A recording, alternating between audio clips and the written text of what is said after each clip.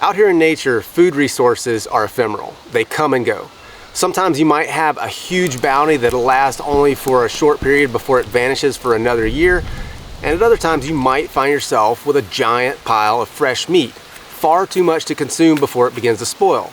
In a long-term wilderness living or survival scenario, it is absolutely imperative that you understand how to preserve that bounty for the lean times that are bound to come.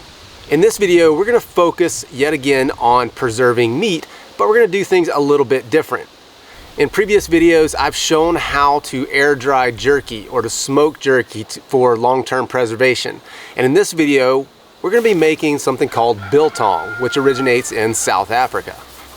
We're also going to answer some of the common questions that come up in these types of videos. Questions like, is this safe? What about parasites? What about diseases? What about insects? And is it really just as simple as hanging meat out to dry? So my hands look dirty, but that's actually just paint.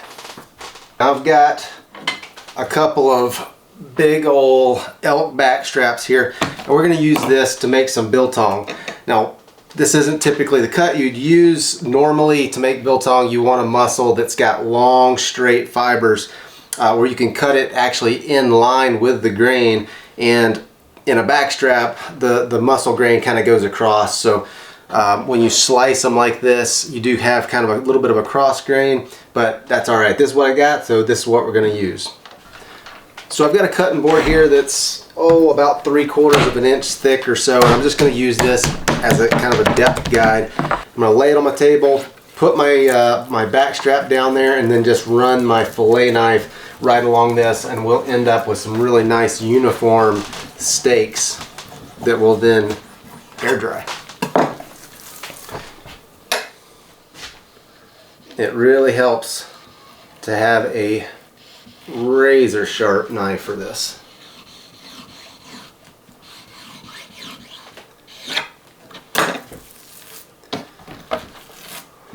So that's nice uniform thickness. That's exactly what we want.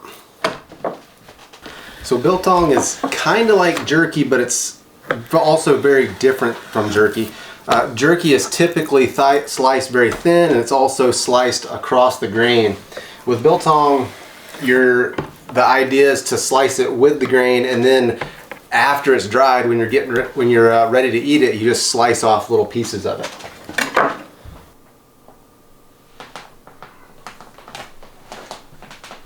So biltong is basically just a dried steak. I mean, when you get right down to it, that's all it is. And so the spices that you put on there, you can put pretty much anything. If you got a favorite dry rub, as long as it's got some salt in it, which is going to help it to dry, go ahead and throw it on there. But the traditional spices are coriander, black pepper, salt, and then kind of a vinegar wash. So we're going to go with that. And like I said, if you want to vary this, feel free. So we'll take a little bit of apple cider vinegar, put it in a bowl. We're just going to dredge the meat in this, and then we're going to lay all this stuff out to put the spices on. So in a bowl here, I'm just going to take, I don't know what the ratio, I don't know what the volumes or anything. I'm just going to do it till it looks right.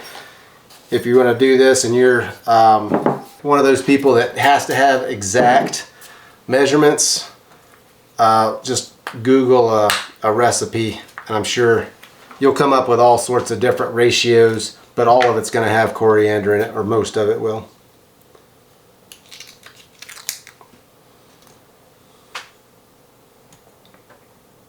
Yeah, we'll put about that much. Looks good. And I like black pepper, so we're going to go heavy on the pepper.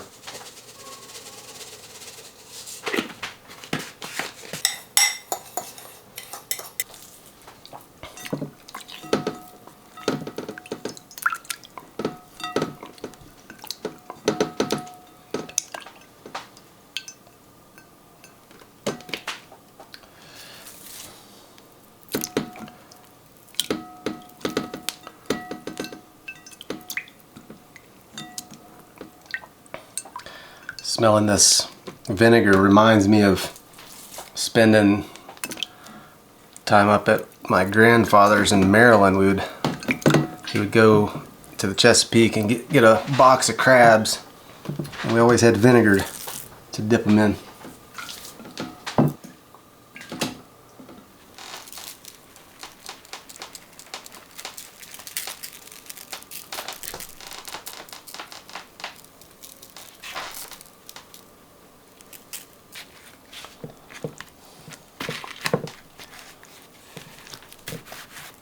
We're going to let this sit in the refrigerator overnight and brine, but before I hang it out to dry, I'm just going to absolutely douse this meat with black pepper. I mean, I want to cover it with black pepper. That's going to help keep the flies and yellow jackets off of it while it's drying.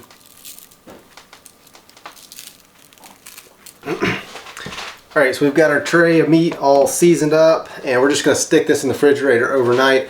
Now, some of you might have noticed my little rack here and been wondering about this. So right now it's early season, and it's hot outside. It's too warm to hang any meat, and so I made this. It's perfect size just to slip into a refrigerator. We've got an outdoor fridge out here, and a lot of the cuts of meat I like to dry age, and so I'll just take the meat, put it on this rack, and it just kind of gives it a little bit of airflow and just lets me age that meat, even though the outside temps aren't really conducive to it, and we don't have a walk-in cooler. So we're going to take this, stick it out in the fridge. We'll come back to it tomorrow.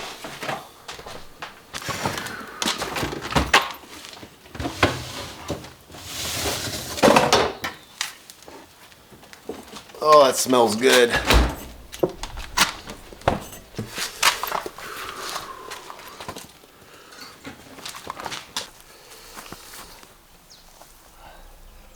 I've made a bunch of these little stainless steel wire S-hooks. We'll just use that to hang them from. But before we hang them, I'm just really going to douse this. I mean, cover this thing with black pepper. This is going to do two things. One, it's going to keep the flies off, and it's going to add some flavor, but it'll also help deter the yellow jackets, but it won't stop, in my experience anyway, it won't completely stop the yellow jackets. If they can find one little piece of meat that's not covered with black pepper, they will attack it there. We'll just take that and hang it right there and move on to the next one.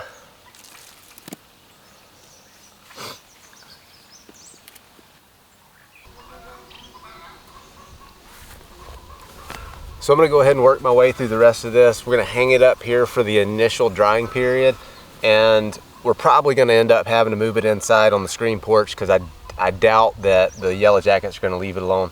There's actually a honeybee checking it out. Never seen that before.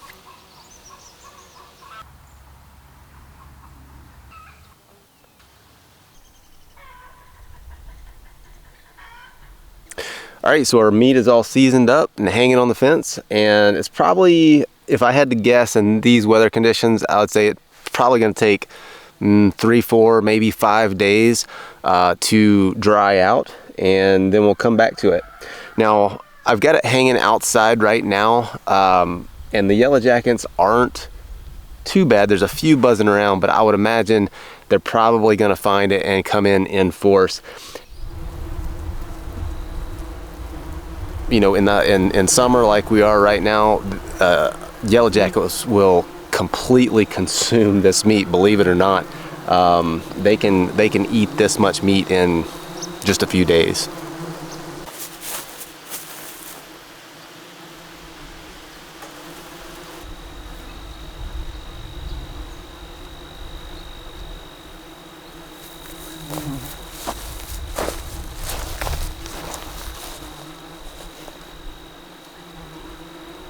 So my meat is quickly disappearing. These yellow jackets are voracious. I thought I was just gonna do this by hand, but there's like 1,000 of them and they're pretty aggressive. So I'm just gonna put a bee suit on, grab this stuff. This is the first time I've ever had to don a bee suit to make dried meat.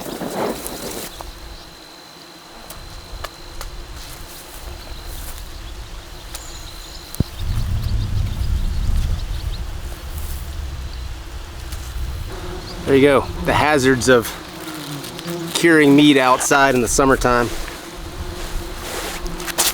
So I don't know if you can see that, but they absolutely just, they don't eat the outside so much, but they burrow into the center. So we'll go hang this on the screened in porch and get rid of most of these yellow jackets before we get in there and hopefully solve the problem. All right, so just as an example of what yellow jackets can do, I've got a couple pieces here that I've just left out here, and these have been here for, oh, I don't know, 8 or 10 days, and they're kind of covered with yellow jackets right now, but I'm going to try to grab one and just show you what they can do if left unchecked. They're just like coming out of here. So on the outside, this looks pretty much perfect, but if we open this up, I got a yellow jacket trying to get in there. Well, you can see that it's, well, I don't even need the knife. Just pull it apart and you can see that they've eaten the entire center out of this piece of meat, and it's just a husk of what it was. So this is raw meat. It's never been cooked. It's never been brought up to a temperature that's high enough to kill any potential pathogens that might be in this. And so one of the most common questions I get is this safe to eat without cooking it? So here's the deal. Anytime you eat anything raw, you assume some sort of risk. Slice open this, slice this bigger piece here and see what it looks like. Oh, that looks fantastic. For example, in the US alone, nearly 2.3 million people get sick from eating leafy greens every single year. But that doesn't stop people from eating salads. With the right kind of meat properly cared for, the risk that you assume is pretty minimal. Properly cared for just means taking precautions to try to reduce or eliminate the introduction of bacteria and the incubation of bacteria. Bacteria aren't present within the meat of healthy animals. They have to be introduced, and that generally happens during field dressing or butchering. So taking steps to keep things as clean as possible is going to go a long way to reduce that, but in reality, there is no practical way to completely eliminate the introduction of bacteria to your meat. But luckily, we don't have to. Most bacteria don't do well in an oxygen-rich environment. They need an anaerobic environment to replicate and reproduce. And that's really where the problems come from. Botulism, for instance, is naturally present in our environment and is probably on some of the foods that you eat. But it only makes us sick if the right conditions are present, which allow for the spores to germinate and spread and produce the deadly toxin. Those conditions include a warm, moist, and low oxygen environment. And that is why it's so critical to cut this meat in a way that any cut surfaces are exposed to the drying effects of the air and the oxygen in the environment. Cutting and hanging the meat this way effectively eliminates two of the conditions necessary for the growth of that bacteria. So you can let your biltong dry as much as you want. Some folks like it a little drier, some folks like it with a little bounce like this. But very different than jerky, very different texture, different flavor, and I think it's very, very good. So what about other diseases and parasites? So wild ungulates can potentially harbor other diseases and parasites that could be transferred to humans, bovine tuberculosis being one of them. But the chances of contracting these things from a healthy wild ungulate are very, very small. You're probably more likely to get sick from eating a bag of lettuce that has gone through some giant production hub and then it's distributed all over the country than you are from eating meat, undercooked or raw meat from a wild, healthy cervid. All right, so now that we've made our biltong, how do we store it and what's the shelf life on this stuff? So generally speaking, the drier the meat, the longer it's gonna last. In dry environments, such as here in the western US, where our relative humidity is oftentimes less than 20%, you can just leave this stuff sitting on the counter for months and it's just fine. But in more humid environments, that shelf life is going to be cut dramatically. So storing this stuff in as cool and dry conditions as you can is going to go a long way to increasing that shelf life. The other thing to keep in mind is that you don't want to store biltong in any kind of sealed container or plastic wrap. This stuff needs to breathe. So keeping the biltong in an open bowl or an open paper bag is going to be the best way to keep it. If you want to give this a try and you don't have access to wild game, you can go to your local butcher and just ask them for an eye of round. And that's a perfect cut for doing this. Just slice it with the grain just like I've shown. Mix up your spices, make a little rack to hang it on, and you can actually do this in your house if you live in a more humid environment. So with that, get out there, give it a try, learn something, and we'll see you on the next one.